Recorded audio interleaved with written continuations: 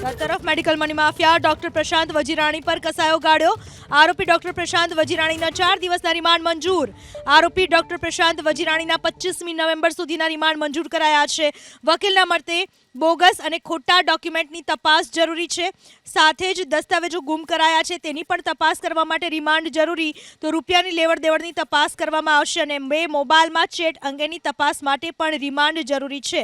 સાથે સંમતિપત્રમાં ડોક્ટરની સહીઓ નથી, તો આરોપીએ સરકારી તિજોરીને નુકસાન પહોંચાડ્યું। આ તમામ મુદ્દાઓ રજૂ કરીને ડોક્ટર પ્રશાંત વજીરાણીના રિમાન્ડ મંગાયા। 4 દિવસના રિમાન્ડ મંજૂર થયા છે। आज मेकर ऑफ डॉक्यूमेंट जो फ्रॉड डॉक्यूमेंट बनाया है ये हाल तपास में डॉक्टर प्रशांत वजीराणी द्वारा बनाववामां आवेला छे।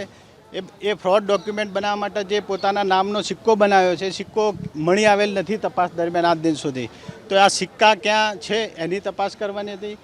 फ्रॉड डॉक्यूमेंट में एना हस्ताक्षरो मळी आवेला छे, तो एमना कुदरती एटले नेचरल हस्ताक्षर मेळवीने FSL में मोकलवाना माटेनो पण ए तपासनो मुद्दो हतो।